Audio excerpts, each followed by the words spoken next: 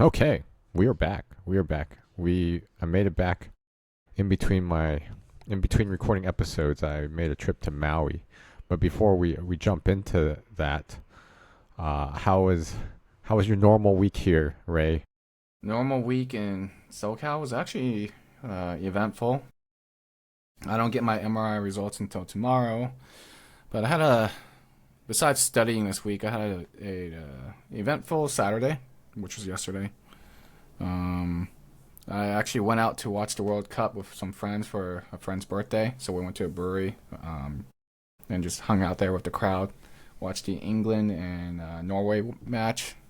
I I I was rooting for Norway. I was rooting for England.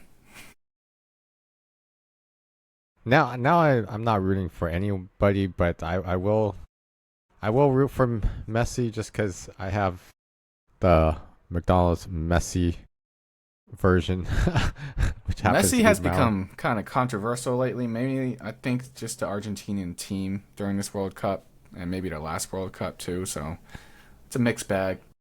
But I understand voting, like wanting Messi to win and all. But I don't know. For me personally, I want France to win. That's why.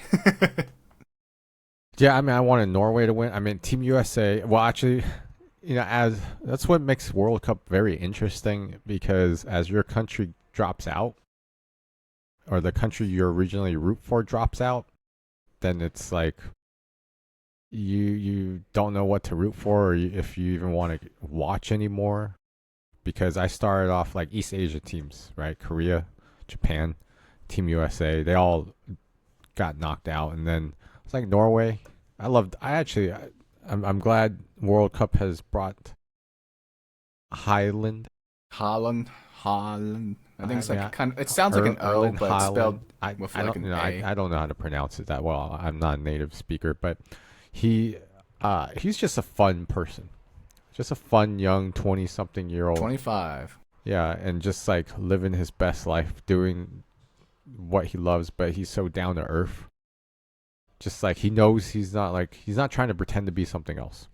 And someone in their 20s that know who they are, what they want to do. And I'm drawn to that passion, that kind of direction of somebody. Like it's that's what makes. This is why I really love being introduced to his story and understanding who he is and the fans that he's was able to pick up during this World Cup match. So without him, I would just go back to Messi. But the thing with Argentina watching them is like they're so it's like they're so good in a way. They're the way they play. Everyone I don't pounds up. know about the how good they actually are this World Cup. Yeah, I mean, I get it. They're aging. They're getting older. Well, And, I the mean, teams there's they played have considerably ranked lower on the FIFA World Cup well, rankings. that's why Like this all final. three teams they've been playing, like have been weaker teams on a consensus. But I mean, that's true for everybody else. If you're ranked number one, or you're ranked, it's now ranked the top four teams basically in terms of Yes. ranking. So you can say, oh, well, they Well, I played mean, well, all the thing weaker is, those teams. teams that Argentina Uh, played, they weren't in the top 10, well, so they didn't get like tough competition, so to speak. well, now is time to show up. Time to show up Yeah, and earn that spot and get but that trophy. social media right now does not like Argentina. I mean that happens, right? Once you get to a certain point, um, I mean it happens to every team. It's like a cycle, Well, right? I don't This know. is Like I hear from one of my younger friends, they're like, we don't want to support Argentina because they're racist and all that stuff as a country. oh my gosh. Okay, that's different. Like Don't that's the put. stuff that I see on social media, Yeah, I know. That's when you're just finding reasons to not root for a team. and that was You stuff I don't. didn't see before in like previous World Cups. Now I see it now; it's more prevalent. Yeah, you don't need to bring in all that stuff because anyone. If the one thing that I definitely learned from being the host country, living in the host country, doing this and reading about it, and as people realize, popular opinion is just popular opinion, but it isn't fact. Yeah, And so I with open arms, open heart to So whoever wins wins. Right? It's soccer. I'm hoping right? France wins. They've been my team from the get go. Hey man, hey, so I just walked. I did that. I did my Sunday mall walk, and hey, you might Mall be able to walk. pick up some good stuff at the FIFA World Cup store. Like You have a everything, FIFA World Cup store? they're everywhere.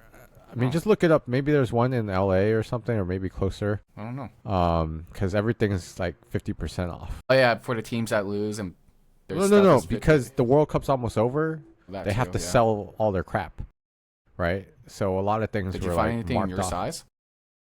No, I didn't really look that hard because I didn't want to buy anything. Yeah, I just didn't want to buy anything. But I was thinking, yeah, they got France stuff, they got England stuff, they got USA stuff, they have a lot of stuff, and they got to Yeah. get rid of it because once World Cup is over, I mean, they're just gonna keep marking it down until it all sells. So, Yeah, just the sizes would be the problem, but well, I'm because down to get some more World Cup attire. I would say just to because you're support players. small, you probably still have your size. I got lucky with mine because I was originally looking for a medium, but then that medium was already sold out by the time I bought it like 2-3 weeks ago in Fanatics. And then I checked like a couple of weeks later, small was sold out after I had already bought it. So I'm like, Okay. these are selling. Well, especially now, because as these players and teams get popular, online, yes, I think in person you can find, you could probably find something. I wouldn't be surprised you'll find something. Like Yeah. even if you don't get the player jersey, you could get a team jersey. Yeah, I learned this morning. I was just curious why I see so many more like blank jerseys than player jerseys, and it's just like historically the World Cup or soccer games, they generally had like no numbers on the jerseys until like the 1990s. Interesting. So that was something like more recent and like I think that's actually pretty cool. No numbers. yeah, Because then because World Cup is every 4 years, the players don't always play. It rotates in. Like you probably only play a few World Cups. So actually, I think that makes a lot of sense. yeah. Yeah. It makes sense because again, you can support the country and like whatever players play. Yeah. Yeah. But like You should traditionally, put your own name, you your own could. number. But yeah, the numbers wasn't a thing in soccer until like the 1990s, and that's why like fans historically have bought like the blank jerseys. Interesting. Now I want to. I'll look it up. Because then it's hard to imagine a jersey without the number and just the name. But I can. Because we're I used to can. football, Yeah, American I can. football. But I think that would be. It's kind of a neat design. 'Cause soccer jerseys are all very. I think they're all very artistic. Yes, I agree. Um. I saw my friend's English jersey yesterday. Yeah. So. Yeah, I think that's pretty cool. So I'll cheer on. I'll check out the World Cup when I have a chance. I'll probably try to watch it live if possible. I'll try to catch Messi playing in his last World Cup in the whatever games he has left, and I look forward to the next World Cup. France Spain on Tuesday is gonna be a really really good one. Because those teams in the past couple years, France have lost against Spain in like their club level leagues. So it's gonna be interesting to see how they handle that. And then England Argentina, another big game. I mean, I think personally, these games are gonna be some of the better matches to watch because these are the top teams and they're gonna play top level against each other. Yeah, but I also like the chaotic nature of the unknowns. I get it. You just never know. So now it's a little bit more predictable, and these players all know. The top players all kind of know how each other plays. So, Yeah, like yesterday's England-Norway match, because England had like 3 or 4 of Haaland's teammates on their team. They knew he plays, and they defended him well, and so Haaland was effectively useless in that match. yeah. So we'll see how it goes. But hey, I hope for good games, just good games Yeah. at the end of the day. Yeah, and then after watching the World Cup match for that one, I skipped out on watching Argentina and Switzerland to go with my wife to visit my old coworker, who's a pretty good friend for me. He used to be like my lead back at my other company. I went over to visit at their place to check out their new baby girl. They just their gave new birth. baby girl. Yeah, they just got. She's only like 5.5 months old, so that was really cool to see, and visit them for like a couple hours before heading back from like LA. Uh, uh, new baby girl. Well, I love the energy, the chaotic energy of children. It's like I'm a vampire. I like to suck their energy, like feel it, that vibe. I don't But know. I I don't. genuinely don't know how to play with babies or kids. No, I don't play with them. I don't touch them.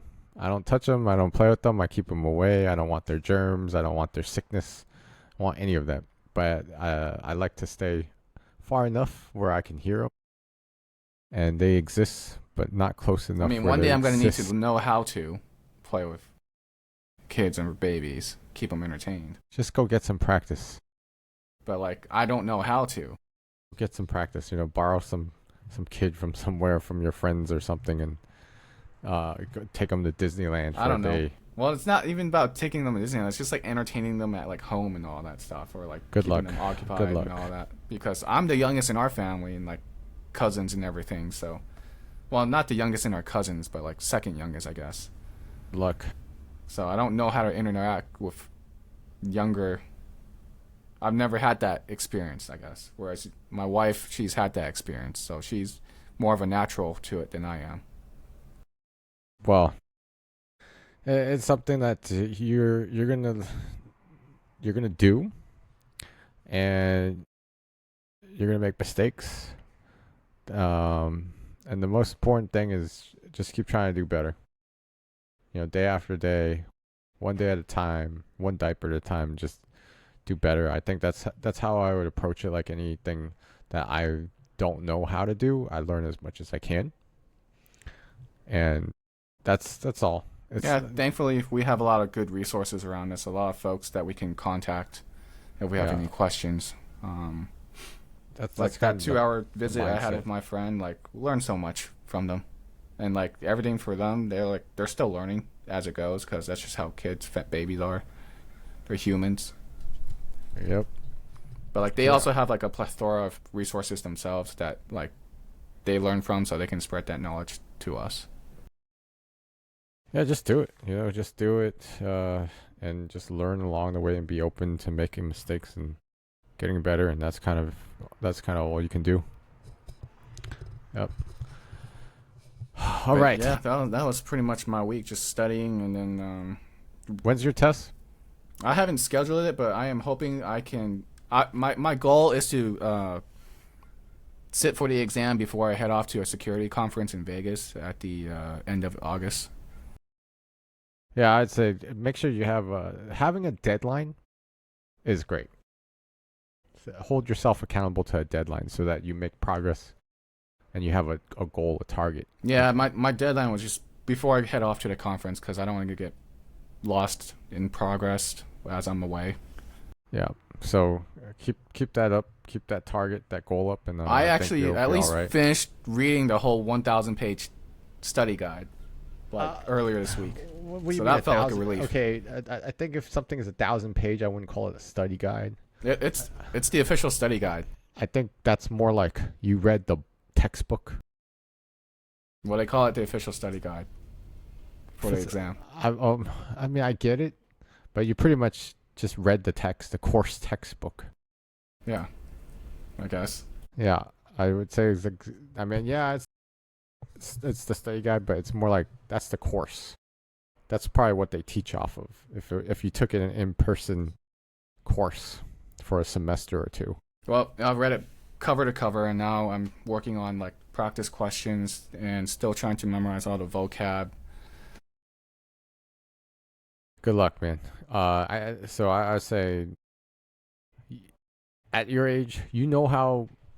I think this is the thing that people try to give study tips, but I think the biggest tip is know how you learn. Yep, know I know how that. you learn, and from that step, then you can really focus. Versus Yeah, I you're have just- Claude create a whole study guide stuff for me and like whatever tools I need. Like I have it doing like vocab matching tools for me, so I can memorize the vocab better. Because I don't like using flashcards. Even though I could, I think flashcards take too much effort, and there's way too much vocab in this test for it. So I've been trying to do like various different types of vocab studies, where it's like I see. matching or like doing like basically match the word with the definition, but like in different variations.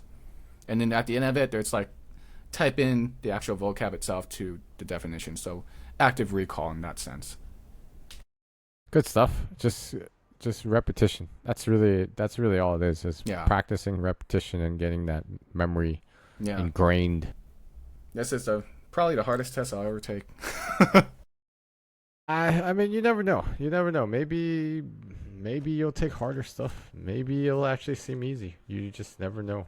So, but just keep progressing one step at a time. I guess I'm just happy I've read that study guide cover to cover, all 1,000 pages, because I didn't think That's low. I don't know. That's a little overboard for me.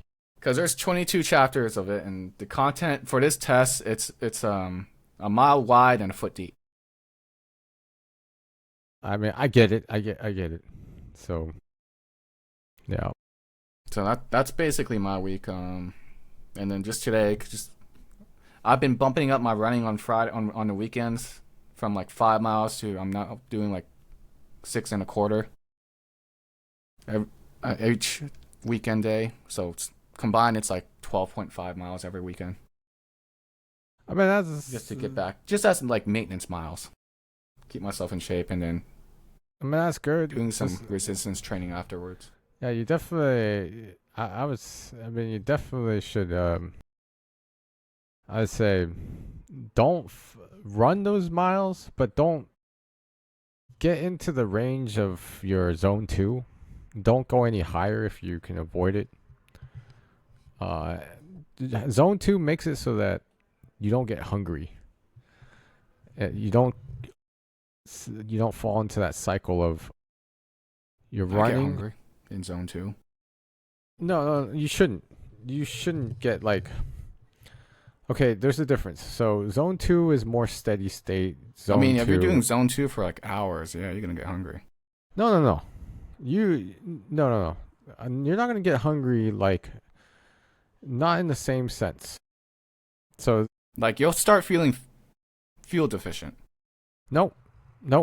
That's happened to me on trainings Nope. in zone 2. I mean, then you're not in zone 2 then. I am in zone 2 according to my heart rate No. and my rate of perceived effort. I mean, so you probably zone 3.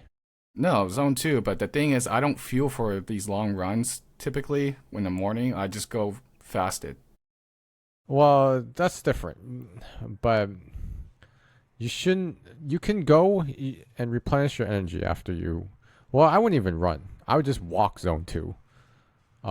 You running, I guarantee pretty much if you're running, like the definition of running, not jogging, running, you're not in zone 2. Zone 2 running would be like slow motion running. It'd probably take you more effort to go slow as run. So when you say run, I'd automatically would put that in zone 3 or higher. Jog, zone 1 to 2. Walk, zone 1 to 2. Can't walk at zone 2 I've done that unless for you're 4 speed years. walking. I walked zone 2 for 4 years. You just do it on an incline. You do it on an Okay, incline. Sure. So you exert enough effort to get your heart rate up. So, or you really speed walk. You can do it. That's why zone 2 walking, you don't really zone 2 run. Run, I tell you, automatically, if I just start running, I'm zone 3 automatic. Well, that's because you don't have enough training in the long distance to bring it down. No, I have training. Like Long I can distance do running will cardio. bring it down. I can tell you, I can do cardio for like hours. I can do it for like 5 hours, no problem. I can surf for like 5 hours, no problem. And I tell you, this is why when you run, you're automatically burning, not fat. Think about it. You're not burning fat when you're running. And that's why you got fat. Because this is what's happening is your engine, your body, needs immediate energy. And immediate energy doesn't is coming from, in terms of your body, what it stores, what is most accessible. It's not going to come from fat. Fat burns when you're in steady state, low zone 2 kind of workout. When you run, you need that explosive energy. And the most accessible is going to come from your muscles. It's going to come from different sources other than fat. It's not 100% because it's actually all the energy systems, but what it primarily uses when you're running is different than when you're in zone 2 walking. So that's what you got to be careful about, and that's what I had to learn. I could run like I ran those half marathons. I didn't lose any weight because as soon as you're done running that much and exerting that much explosive energy, you want to refuel. Well, and when zone you 2 refuel, running's not for losing fat. no, it is. No, zone 2 walking, zone 2 jogging, you lose fat. You lose fat because that's what it's using as its primary energy source. I mean, yes, in that case, it uses fat as an energy source, yes. No, it's the primary energy source is fat versus proteins, your muscles, versus ATP, explosive energy, and where it gets its energy from.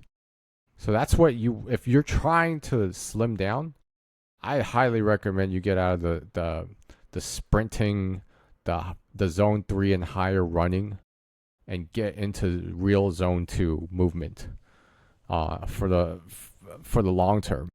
Because what you're doing, and you could track it, you could look at your stats and your estimated heart rate over the course of your 6.5 mile run. What's your average heart rate in zone 3?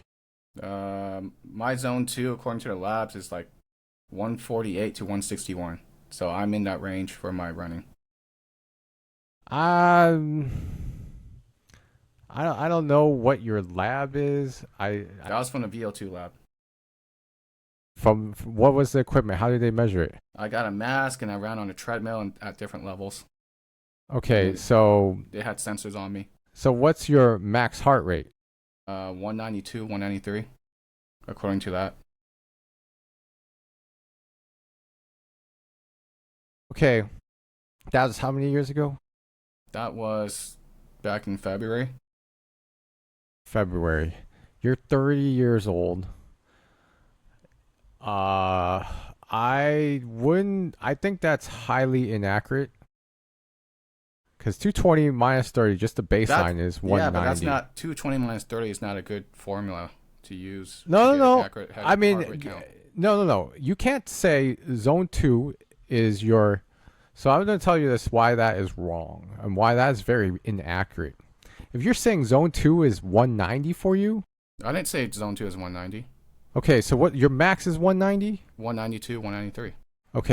Okay, what's 60% of that? Do it, just bring up your phone. What's 60, 70% of that? Let's do 70% of that. 70% of that? That's like 70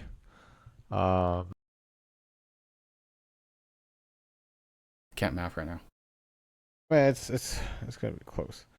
I wouldn't say 190 is your, like, that's on paper what it can be, but what's your, you gotta, I mean, there's a lot to it. Yeah, 133 is 70%. So you can't have, what is it, 150?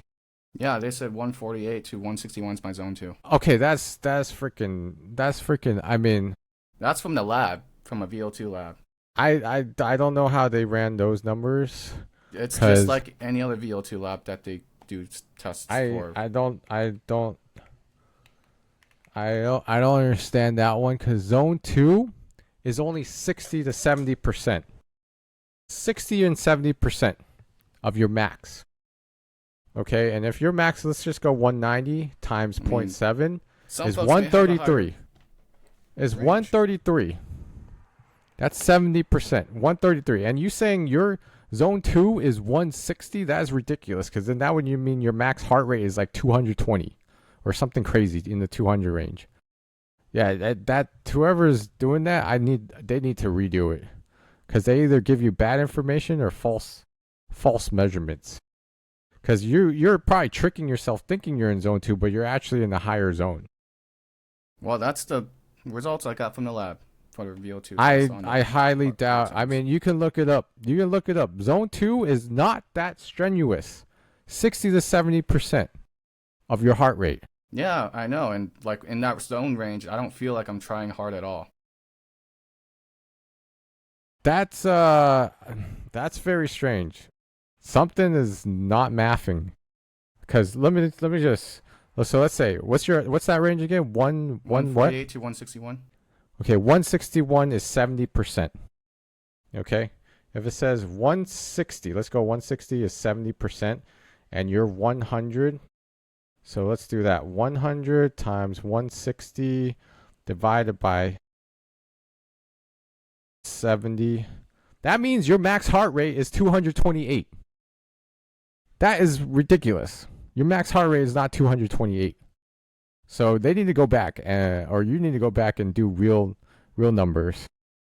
Hey, that's what they gave me from the lab, That from a lab, tested lab. I don't trust that lab if that's what they said. Because if they said your max heart rate is 192, but they give you a zone 2, that means your max heart rate is actually 228.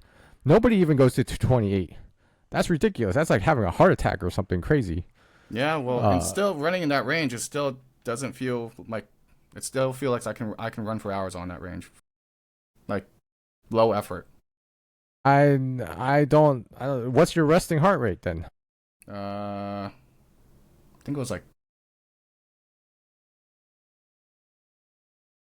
I don't know actually. I don't have a good accurate number for it rather. Okay, so here's the thing. If they didn't Because test for your resting heart rate, They did test for it. Okay, so but what is it? I don't think it's accurate because I can psych myself up very easily and increase my heart rate.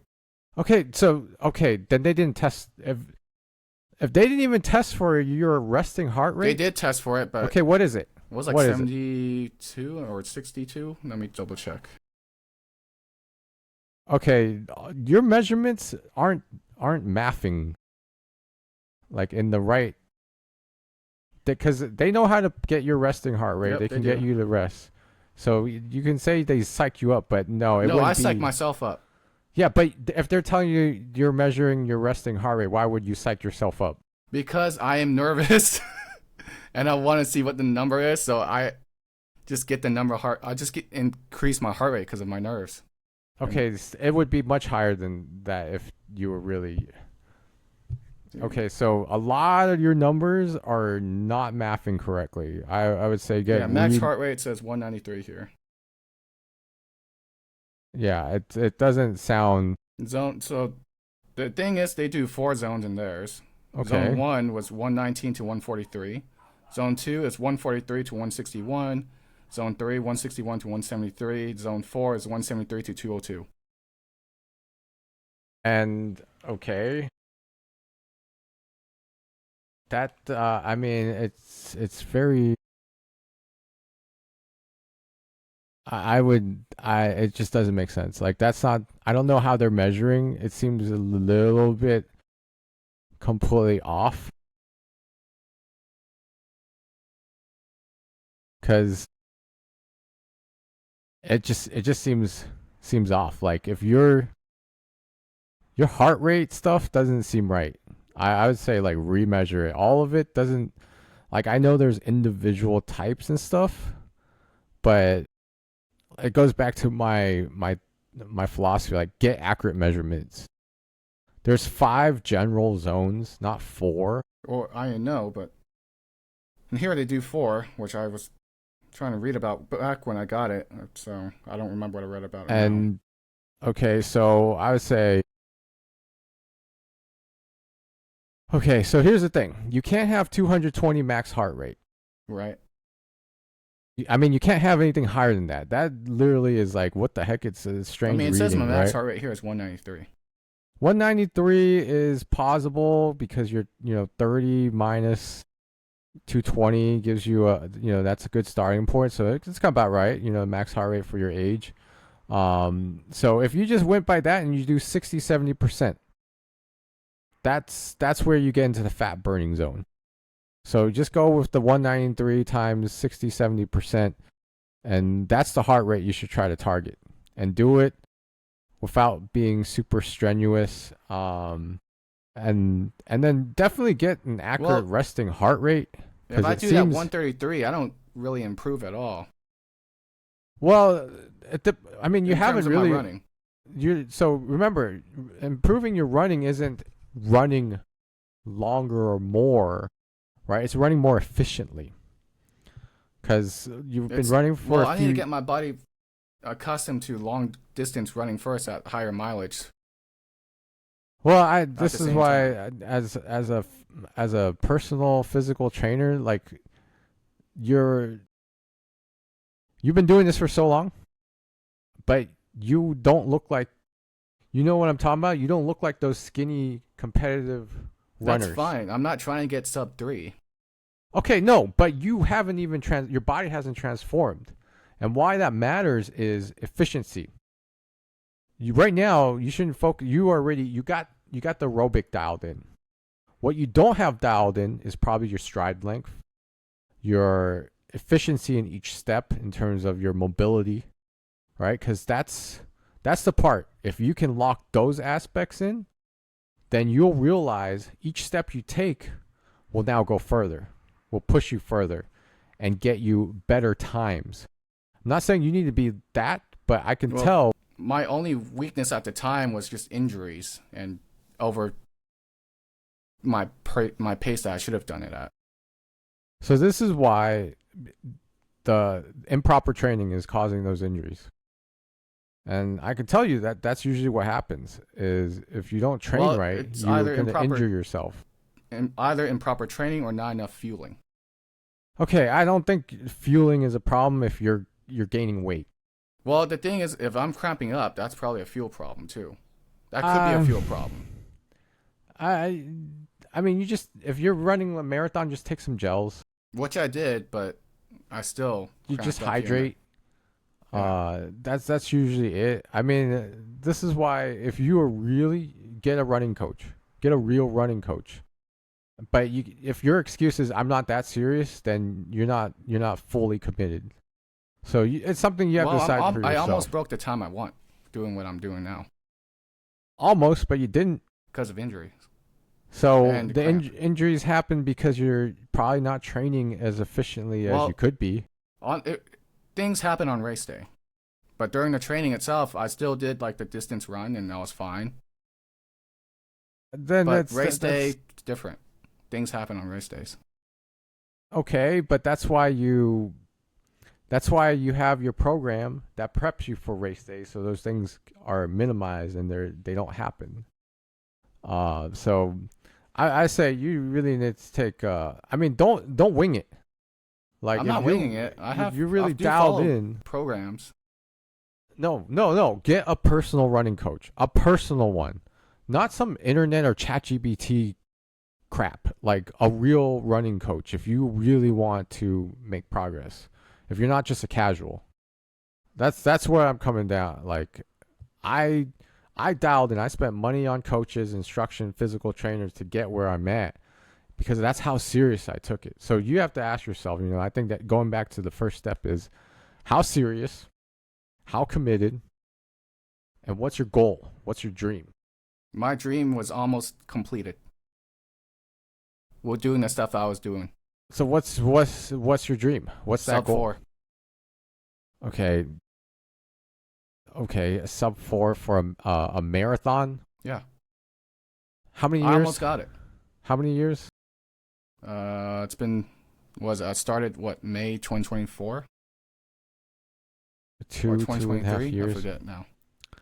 Okay, I And not having a running background or anything, I just learned what I could, reading everything I found, and I think following to folks. get to the that next level, and if that's really your goal of sub 4 to get to that next level, get a couple sessions in with a real coach and really commit to it. I mean, sure, I could. I mean, again, I'm really close to breaking it. I mean, yeah, you can say you're close, but to get that little extra more performance, you may need that to avoid injury, to do it right, to do it Oh, efficiently. right now, my ankle has been pretty good. I've been doing the stuff the specialist recommended, so I haven't had any flare ups. which is Okay, good. that's a And good first step, and I the would say. insoles, I think they're helping. Okay, those are some probably good steps. So getting professional help, that's what it comes back down to. Getting professional help to make sure you're running, your form is good. And that's what it really like. Here's the thing. I had to learn like you can put a lot of time running, and this is the thing about running is any damn person can run and jog. Any person can, right? But are they doing it efficiently? Are they doing it correctly for maximum performance? They will never know unless they get measured, they get like observed, and they go through that. And for a subpar, I mean under 4, so 3, sub 3, I would say, kind of full marathon. I don't think that's out of reach for someone at your age, right? But with your injury background, I would rather hear that you do it um right, where you won't get re-injured, where when you push yourself to that 80-90 in terms of performance, or 70-80, or the interval for a marathon, that you can finish the race and still feel good, and get like the actual professional kind of like, hey, this is what I can work on next. I don't specialize in running. That's not my thing. Um, but that's the trap. That's the trap I would want you not to fall for, thinking running, while it can increase your aerobic fitness, you could also be, as people say, lack of a better term or vocabulary, skinny fat. And a lot of people have aerobic fitness, but they're also, they're pretty heavy. And that's where you got to think. You don't want to be heavy when you're trying to run these long distances, right? You want to carry less weight. And there's a reason why, all these people are super skinny. They carry less weight. I mean, yeah, the elites, yes. I mean, not just the elites, even your casual person that just runs on the weekends easily do 10 miles. They're not trying, their body is lean. They're lean. I wouldn't be surprised. Some bulky runners that sub 3, and they're like my height by like 180. Yeah, but you guys, and this is where I go. Body fat percentage. Body fat percentage. I mean, you did all these tests. I'm surprised they didn't do a body fat percentage and a scan for you too. And especially if this was 5 months ago in February, seems like that should be pretty standard. So that's the part. Like, it's very easy. Like I weigh pretty much the same, 155 in the past 4 years, but probably 4 years ago I was 28% body fat, and now I'm like 13-14% body fat. And that's the recomp. So that's the part you gotta look at. Like if your hips are getting bigger, you're not like doing leg presses, it's storing fat. And that easily comes from the extra calories you're eating, because your body is in this state, you're pushing yourself running in higher zones. So it's something you got to think about, the areas that you need to target to improve. I would say from our experience, knowing our bodies and our genetics, the range of motion, number 1, is going to help out a lot. Do the stretching, increase your range of motion, your ankle mobility, all that, because then that will help with your stride length. So then this way, each step you take pushes you farther. And with that, you can get, a faster time, because it's a distance. It's a distance race, right? Yeah, I think for that also, some runners are different for stride length. I've seen some elite runners don't have much stride, but they have high cadence to supplement that. Exactly. So, but for but you can improve that. You can improve that, because if you can't, what did you say last time? You can't touch your toes or something? Wait, you can't touch your toes? I cannot. So so that means your hamstrings lack that range of motion, and hamstrings are a big part of running. So I had to work on touching my toes too. This is why, because our genetics are the same. Those are our weakness. Our hamstrings really suck.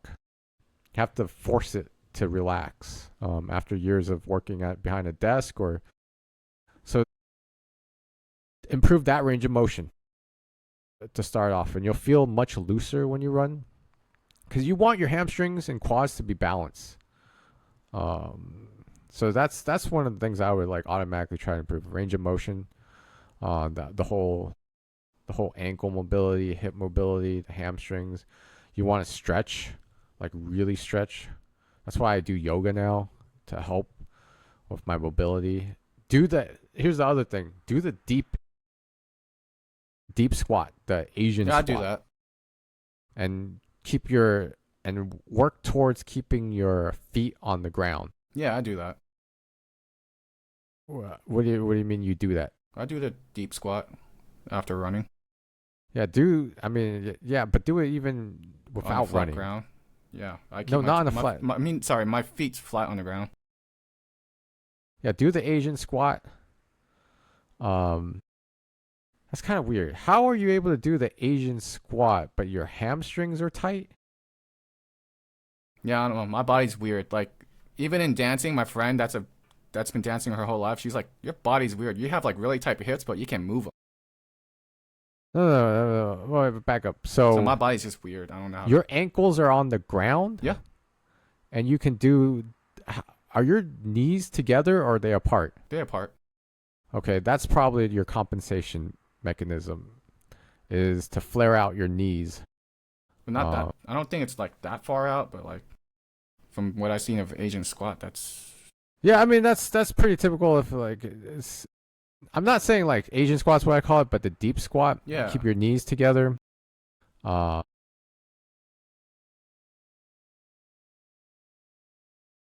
yeah, but range of motion definitely. If you can't bend over and touch your toes, it's kind of strange. That means your back is compensating in a way.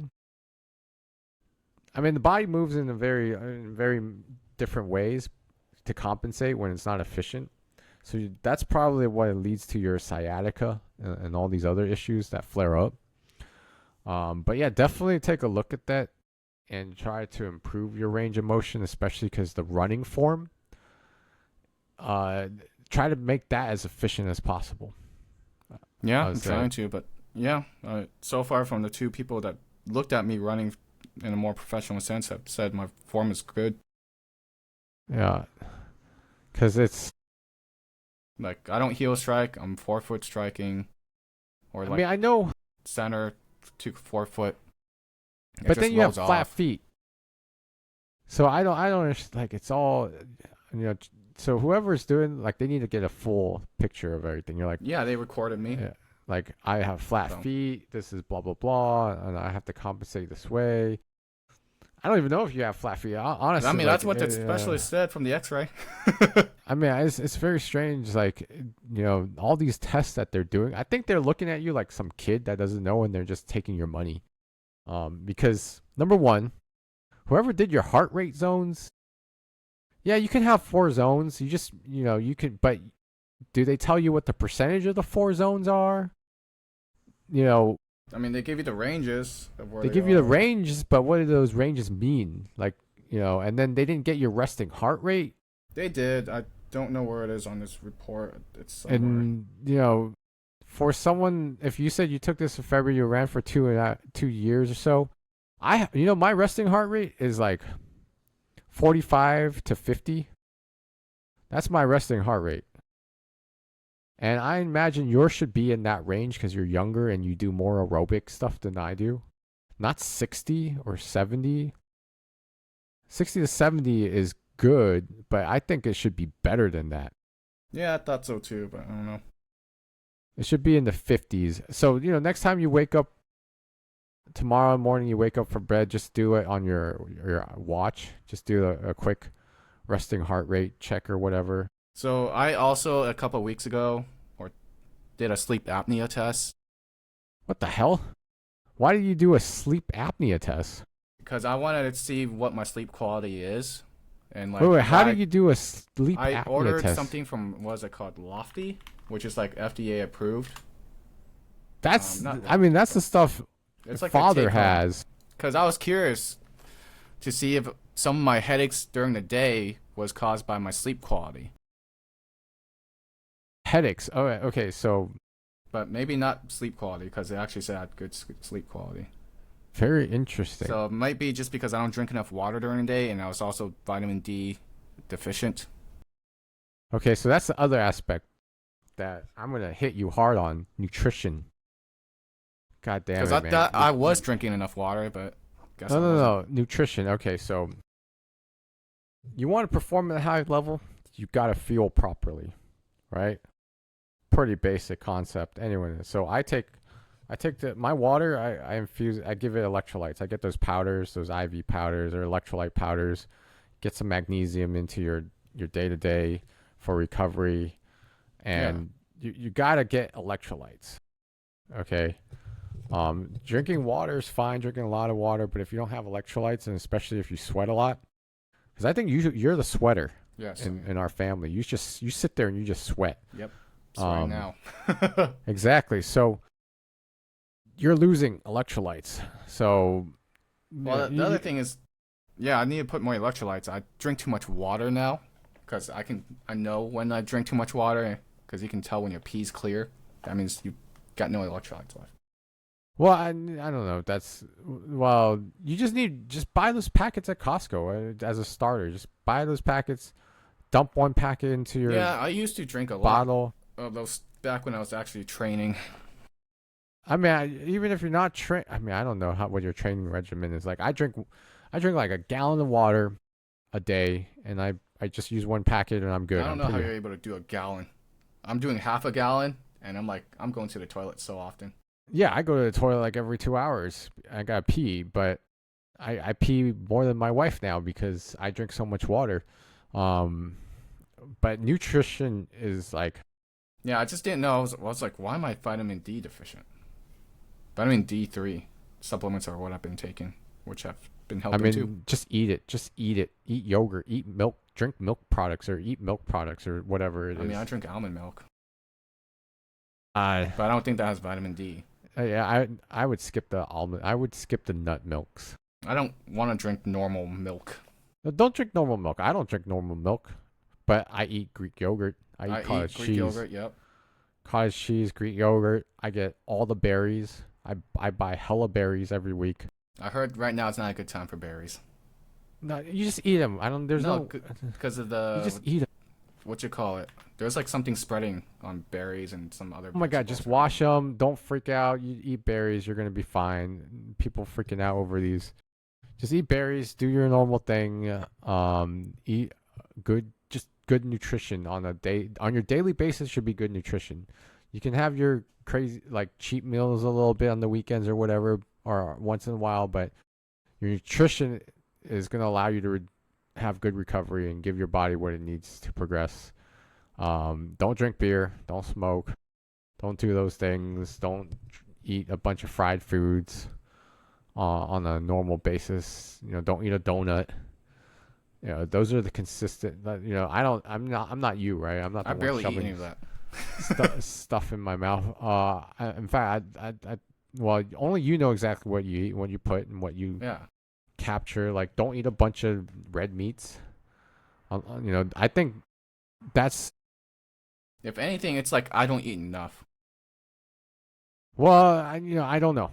Only you can tell. And that's why I tell you go get a body scan because it tells you because it scans you, it gives you what your daily calorie count should be based on your body composition. It does all that stuff. It's only $50, man.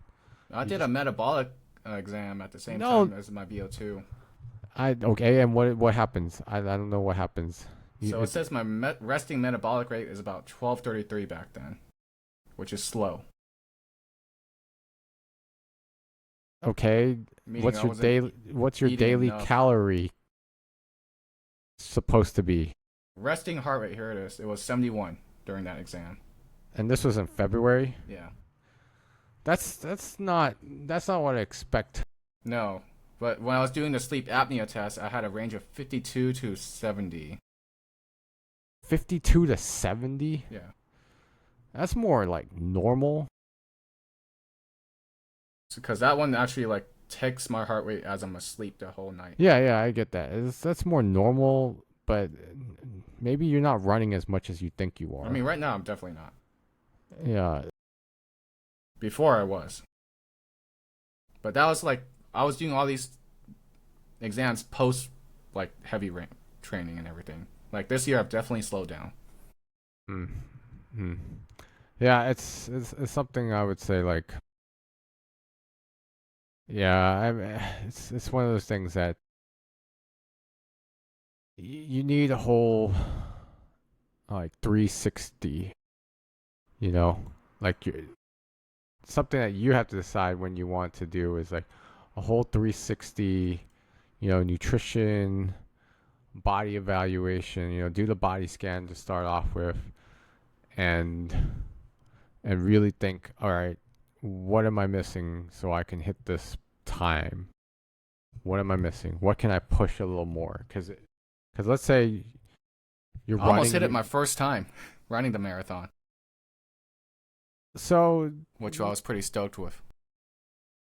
yeah, I'd say so. So my goal for the LA marathon back then, that was my first ever marathon, I guess, besides like a virtual marathon, um, was I wanted it under sub 4, Okay, but I got a final time of 4:05.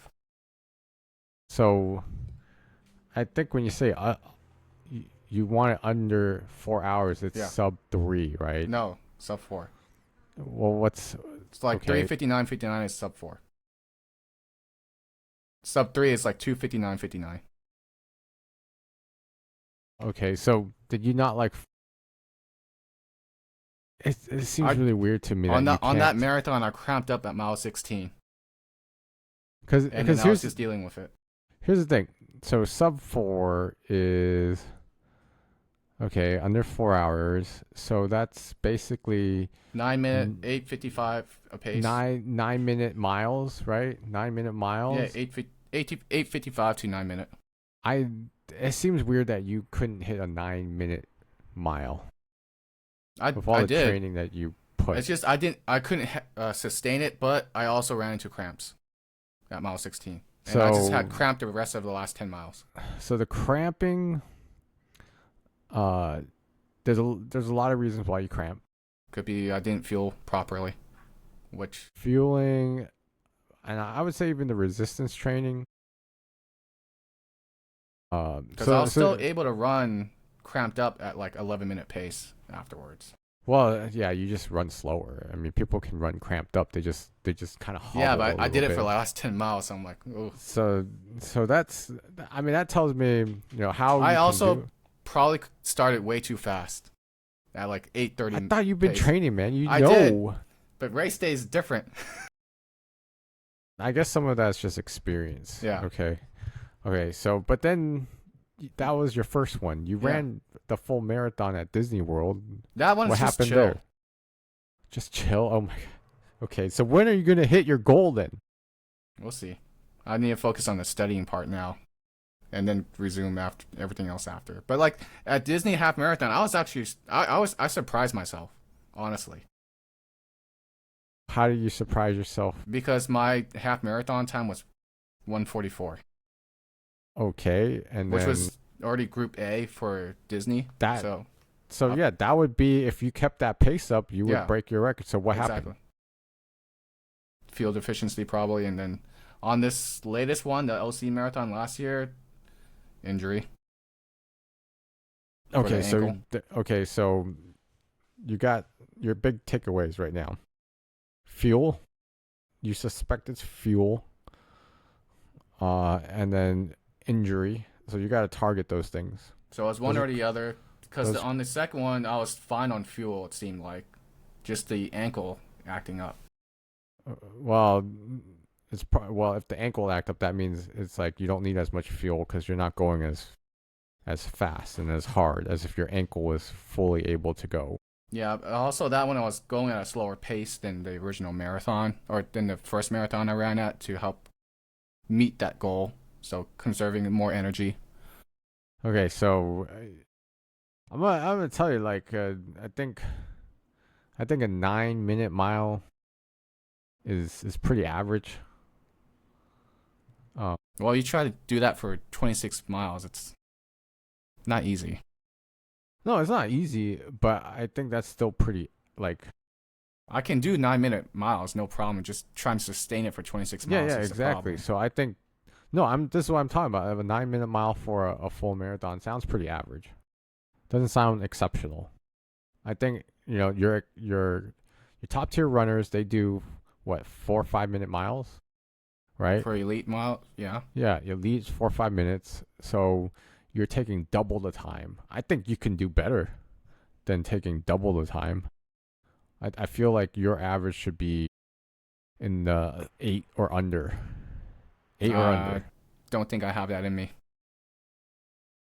Really? Yeah. Why not? Why not? I think you should be able to do eight or under.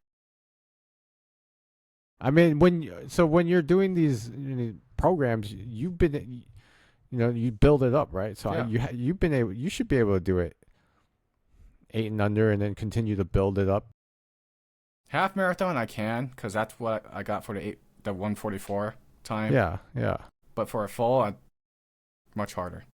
Because your pace is going to be different to sustain the energy. So is it generally? So that I used to when I did it like usually my miles start off slow, and then I pick up pace and it gets faster and faster. Hmm. For you, it's the opposite where you start off that's like your best and then it drops off and it gets slower and slower. Right now, that's for the race, yeah, unfortunately, because that's not Seems what you want to do. yeah, it seems really strange. Like your programs generally that's Yeah. usually how programs are designed, right? They train Well, you to they pick up train me at pace consistent pace right now. and then as the marathon goes on, you get faster and faster. And I'm not saying like super fast. I'm saying like incrementally, Yeah, race little day steps. also has a problem of being super crowded at the start. So I'm trying to weave through Mm, people I mean, yeah, that's to a get to little where I need to bit, be. but So my energy, I blast off a little too fast for that. that's a little more. I mean, I understand that experience. Okay, so let's say you're 2.5 years into this journey.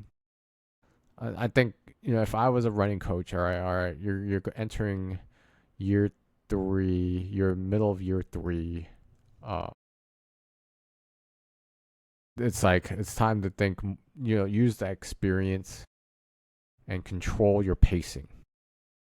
I don't know. Control your I pacing. need to aim for negative splits, which I did do on some other races, but not the full. Yeah, it seems weird because I'll tell you when I was really running, like my first mile was 9, and then my last mile was like 7, and then it averages out, right? And that's usually how it Yeah. works out.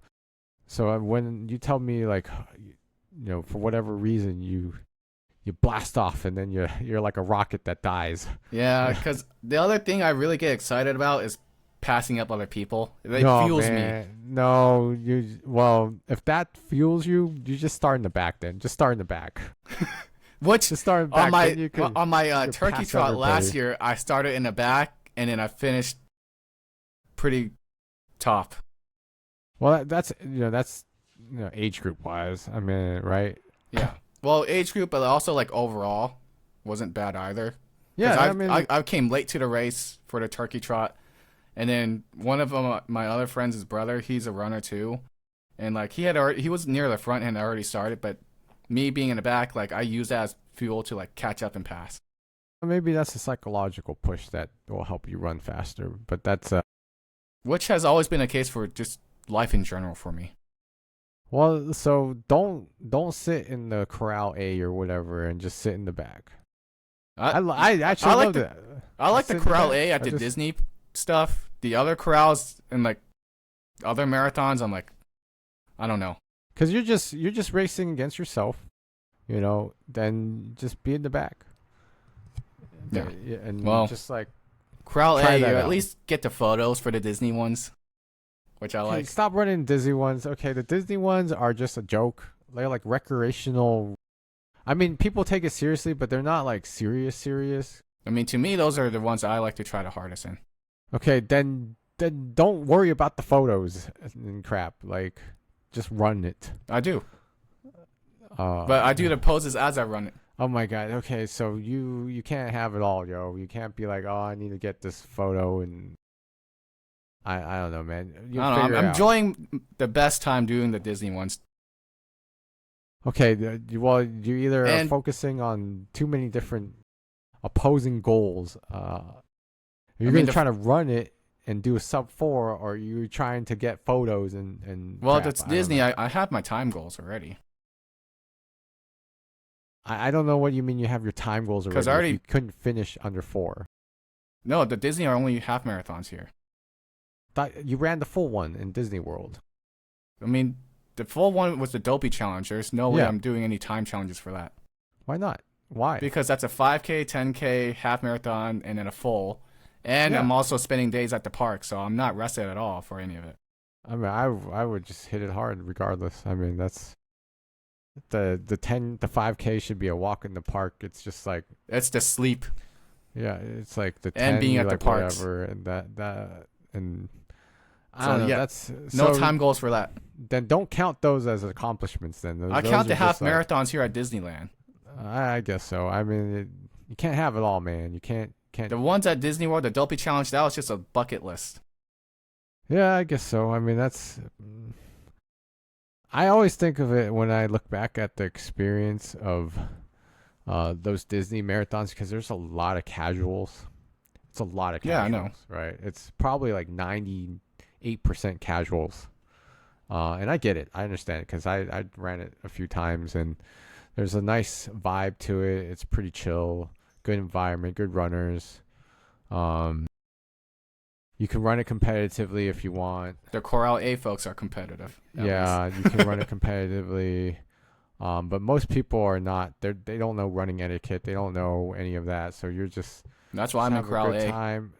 Yeah, but then you go and try to get photos or whatever. You're worried about those things, and I'm not too worried. I'm just doing like this as I pass by.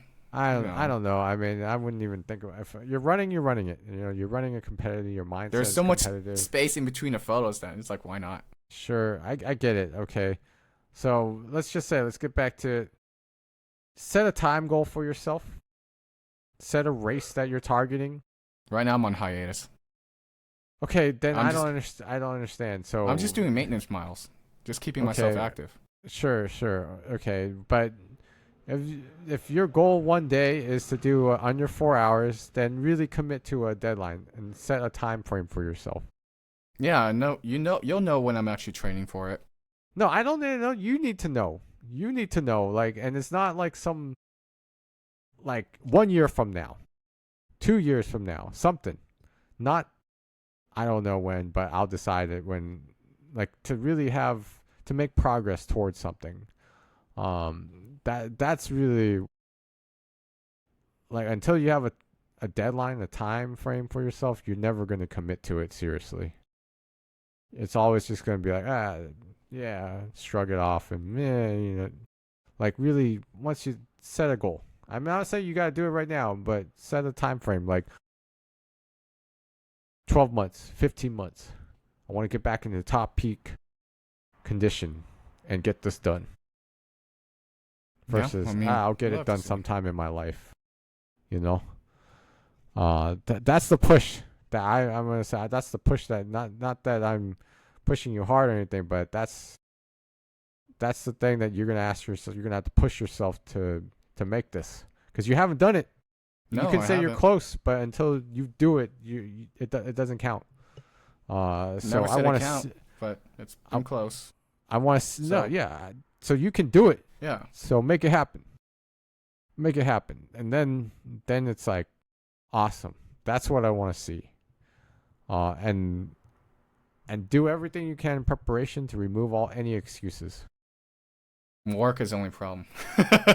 My schedule's dude. different than before. No, dude, no, man, no. How many You know, there's a bunch of people that run like crazy and work 40-hour weeks or whatever, 50-hour weeks, and they still make time for it. I mean, that's good for them.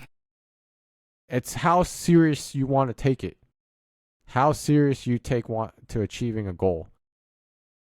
Do you? And that's what separates good from great.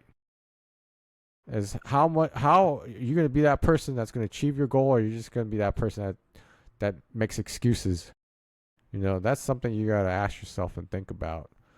And that's when you've really achieved it. That's when it's like, I put in all the work, the sacrifice to make this happen. And when I say sacrifice, it's a lot. Yeah, I know. And that's the thing. I'm trying not to sacrifice too much. I'm trying to find a balance in the things I do. Okay, then you're not committing hard. You if you're committing to a goal, there's going to be sacrifice. It's not about balance. You're going to have to choose to commit to doing something. And saying, "Oh, I'm going to try to balance all these things." No, then you're not committing hard in anything. It's almost like in the situation, I got 10 things. I'm going to try to do all 10 things, but in reality, you can only be really great at maybe a couple of things.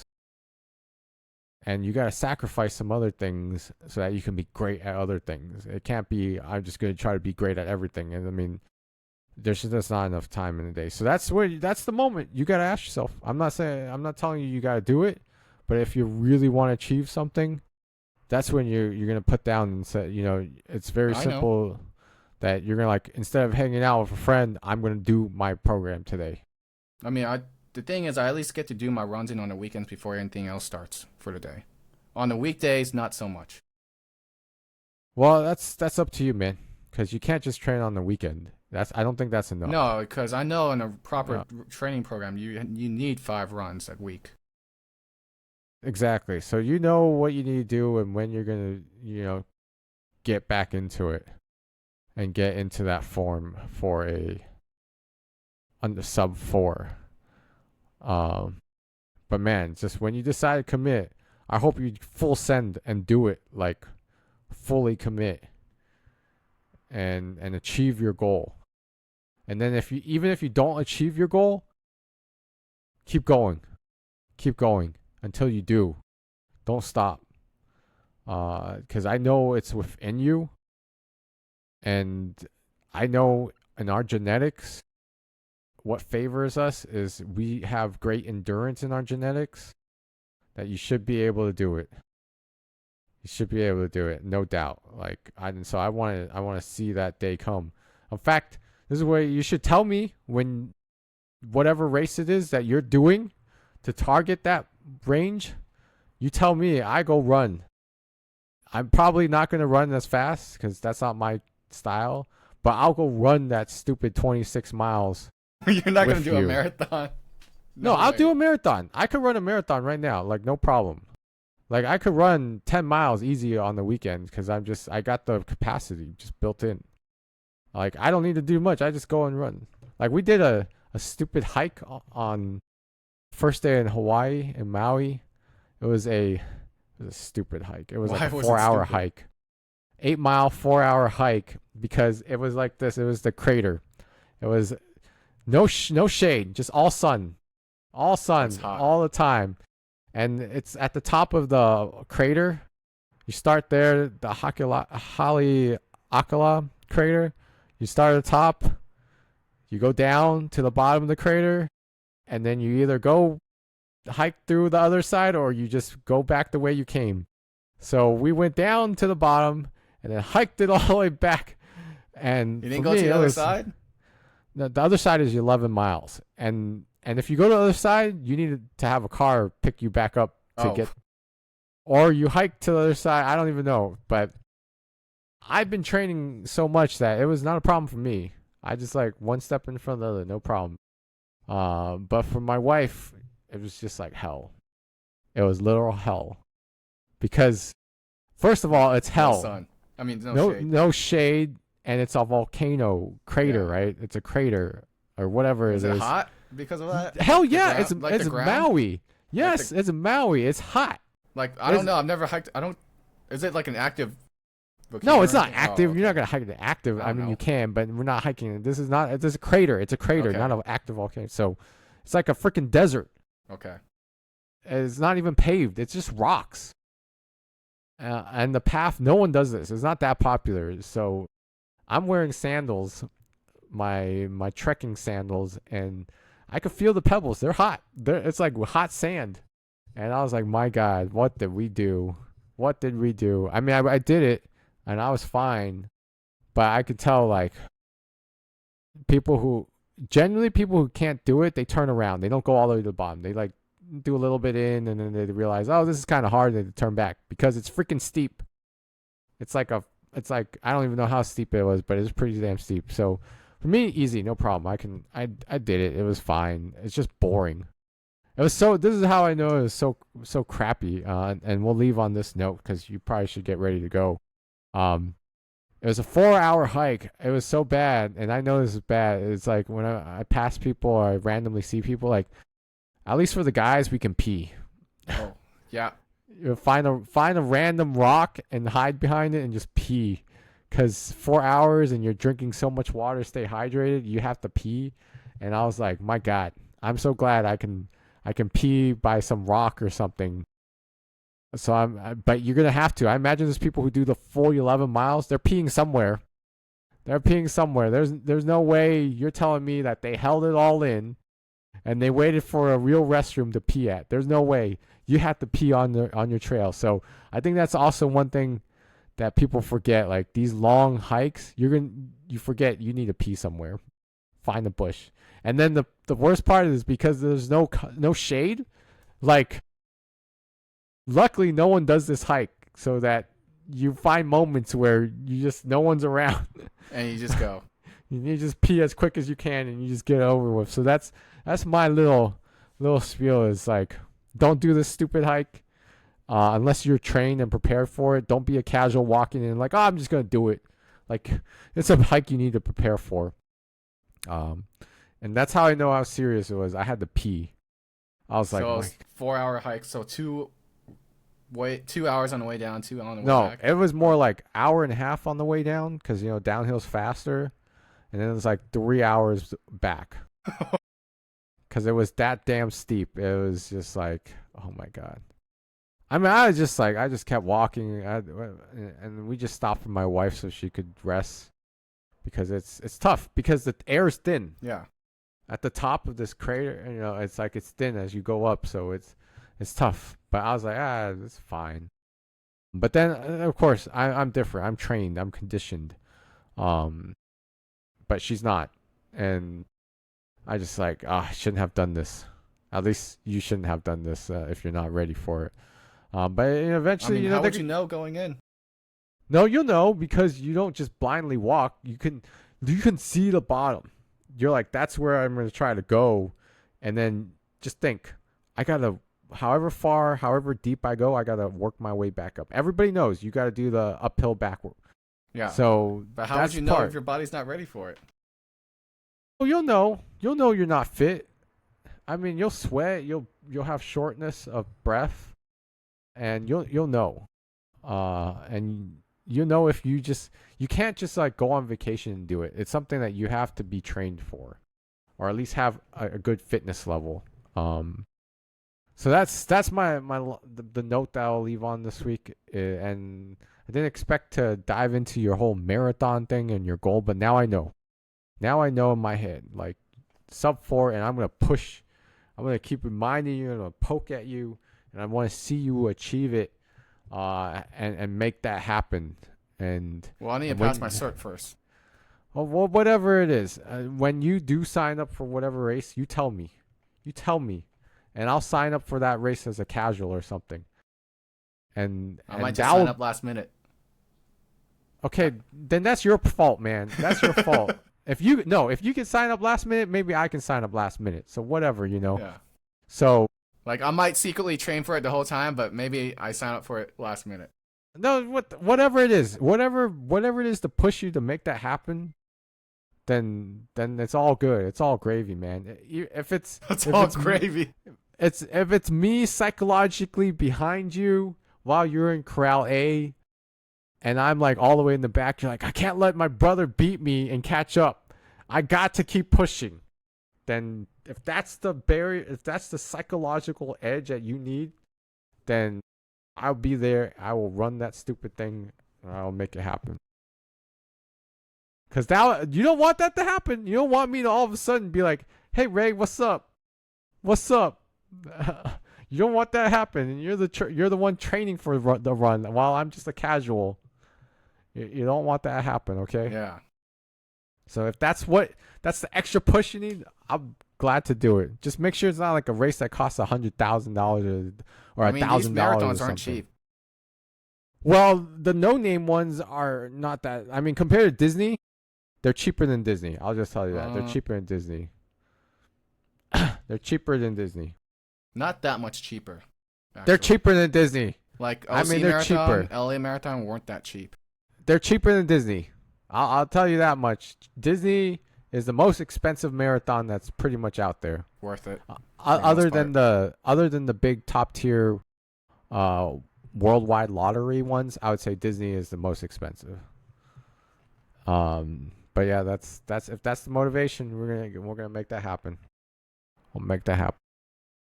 Well, at least for Disney, they include photos. These other ones, they don't include. Oh my photos. god, I don't care So- about photos, man. I don't care about any Hey, of that people crap. care about those things, like Dude, what you get in the price. And oh all my that. god, oh my god, I don't. Dude, I'm so over that stuff. Like that doesn't entice me. My motivation is just the pure experience. I mean, of it. just the price itself. Yeah, they could give me like, here's the bare minimum price of you just running it. All right, I'm like, I'm fine. I don't need all the swag. Don't even give me a shirt. Don't give me a medal. I don't want any of that. You're gonna get it. Yeah, I They know, give it to but you automatically. I know, but I was like, I don't even want any of that. Just create some more junk. Like, what am I gonna do with this medal? What am I gonna do with it? Am I gonna knock someone in the head with it? I don't know. I don't want You the just medal. display Yeah. it. It's a medal. Yeah, I guess so. You know, I don't want the medal. This is what I do. I'll say, hey Ray, let me get your medal. Let me take a picture, and then that's it. I don't want a medal. You want keep my it. sweaty You guys medal? give it to somebody else. I'll give it to the kid on the side and be like, hey kid, you want the medal? Here you go. Yeah, I don't care for the shirt, the medal, or any of that anymore. Like, it doesn't even matter. Just useless crap. But yeah, so that's my commitment. You're gonna run 26.2 miles. I'm gonna go and chase you for 26.2 miles. That's what'll happen. Like, hey Ray, I'm back here. I'm gonna chase you down. All right, that's a wrap for this week. That'd be very interesting to see. Yeah, it's gonna be hell funny if, like, you know, your wife is standing and like, there's Ray, and then she's like, okay, let's see how long it takes for me to see Jack, and then she gives you a report. Ray, he's like 10 minutes behind you. You better hurry up. Be like, give you a status report or something, and then, you know, we turn on our like find your friends on your iPhones and whatever, and they're tracking us. They're like, oh no, Jack's catching up. He's catching up. You better move it. That would be hilarious. That would be a lot of fun. Yeah, I wanted to run this past Disney half marathon this year with you too, because it'll be like the last one they have in forever. Yeah, it's sold out, man. It's sold out, and it's like $500. I was like, what the hell is? You just can't get it. I told you I could have bought you in, What are you talking about? because I have alerts, because they sold out initially, but then they reopen every so often. Well, I mean, I could have just bought it for you. but you gotta sign up under my account. No, I don't, Oh, well, I mean, because I can just pass the stuff over to you after I sign up. What? They have that in the system. That's kind of strange. I don't know. What? That's like the week after Labor Day, or the week. Well, it was the one in January, this past January. It's January. No, their last one is Or coming February up, isn't 1st. it? February. No, Isn't the- Disneyland. Yeah, Disneyland. Don't they have one left? No, the one in February 1st was the last weekend they have. So that was it. Yeah, Oh, because that's the one I also wanted to run with you, because it was also my coast to coast battle. I thought there's still one more, Generally they have two, but like this like was the Halloween one. Yeah, generally they would have that, but this year the January was the last one. Really? Yeah. I mean, I try to keep up with some of the news, so I thought there was still one. Yeah, more so it's on left. hiatus until like I don't know however long. Yeah. I mean, what is it? I think the Disney is like $500.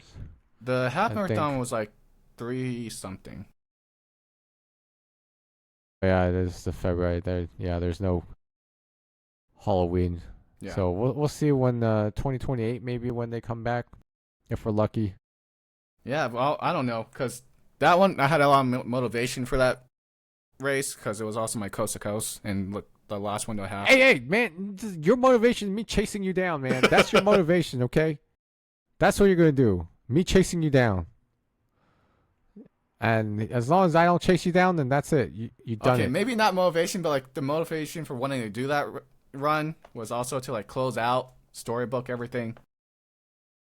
I get it, but let's try to go for the sub 4 thing and get that in the.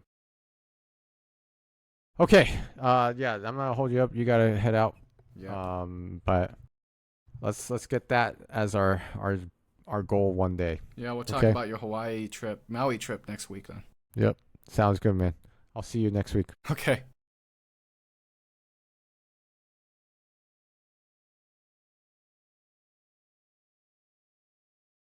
Uploading.